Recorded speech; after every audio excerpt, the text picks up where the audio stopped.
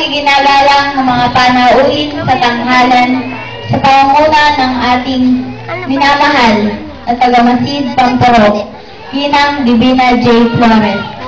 Sa ating isa pang masipag na panauhin, Doc Jesky Jesus. At mga kasama, sa mga punong guro na bumubuo sa iba't ibang pampublikong paaralan sa distrito ng Kalumpit. At sa ating natatanging panauhing pandangal, Ginoong Nino Abraham Torres.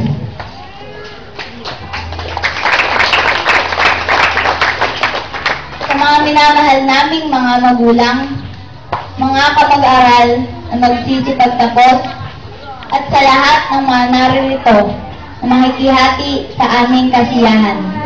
Isang maganda at pinagpalang umaga po sa ating lahat.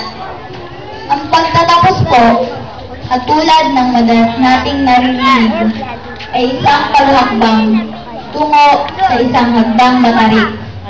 Nasa itaas po ito ang tagumpay na nais nating makamtan. Kaya't nakaisang baitang nako o tayo sa hagdang ito.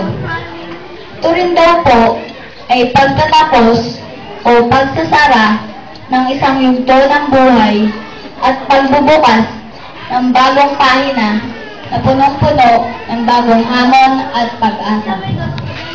Sabi po ni John Dewey, education is life and life is growth.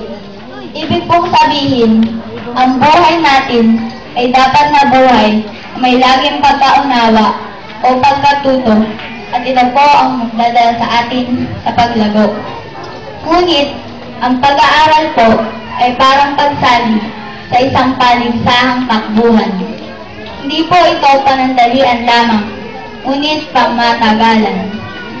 Sabi po sa 1 Corinthians 9:24-25 ng ating banal na aklat, alam ninyo na ang lahat ng makalahok sa isang paligsahan ay tumatakbong lahat. Ngunit iisa lamang ang nagkakamit ng gantimpala. Kaya't pagbutihan ninyo ang pagtakbo upang makamtan ninyo ang gantimpala. Lahat ng manlalarong nagsasanay ay may disiplina sa lahat ng mga bagay upang makamtan nila ang gantimpalang panandalian lamang. Ngunit, ang hinahangad nating gantimpala ay panghabang panahon. Sa ngayon po, ay nasa unang lap pa lamang tayo ng takbuhan. Malayo pa ang ating tatakbuhin. Mahaba pa ang laban. Dati, lalampa-lampa ako sa pagtakbo kahit hindi ako ang nangunguna. Pero, salamat na lamang sa mga taong tumulong sa akin upang ako'y maging matatag at mananagumpay. Kahit sa oras pong ito, nagpapasalamat po ako at binibigyan ko pong pugay ang lahat ng mga taong tumulong sa akin at naging instrumento upang marating o maabot ko ang kinatatayuan ko ngayon. Unang-una po, bakit gumagaling ang isang atleta? Dahil po, meron po silang trainer o coach na gumagabay sa kanila. Sa buhay ko pong ito, sila po ay ang aking mga guro na humubog sa aking kaisipan, nagbigay ng kanilang kaalaman at suporta upang ang bawat isa sa amin ay magkaroon ng karunungan. Minsan mabait, minsan masungit, pero alam kong naririyan sila bilang pangalawang magulang sa aming mga buhay at umaalalay sila upang makita namin ang daan tungo sa tagumpay. Pangalawa po, nagpapasalamat po ako sa aking mga kamag-aral. Sila po ang mga nakalabang ko sa takbuhang ito.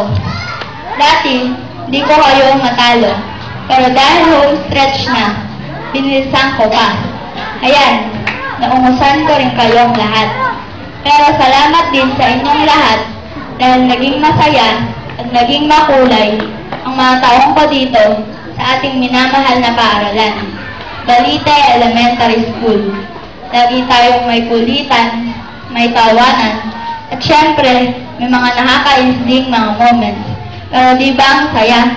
Malungkot man ngayon, okay lang yun.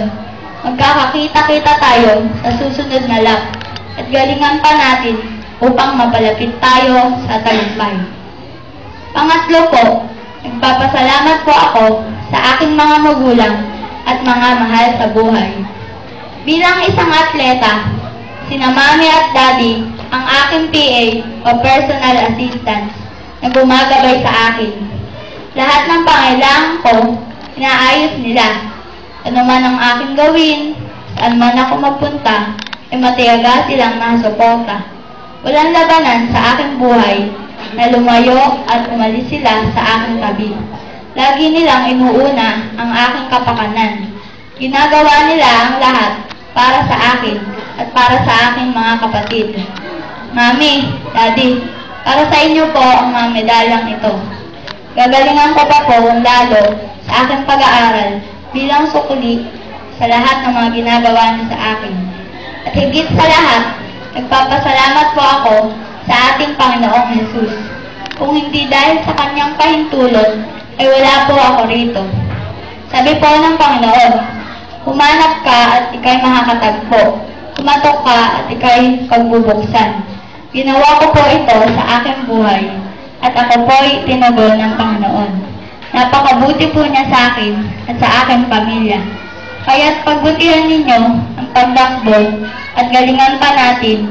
Huwag tayong matakot kung mabilis ang iba. Tumingin lamang tayo sa finish line na may determinasyon, ngiti sa labi, at higit sa lahat, pananampalataya sa ating Panginoong Jesus.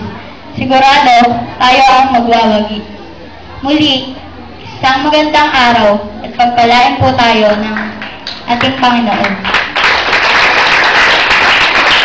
Thank you, Ibo.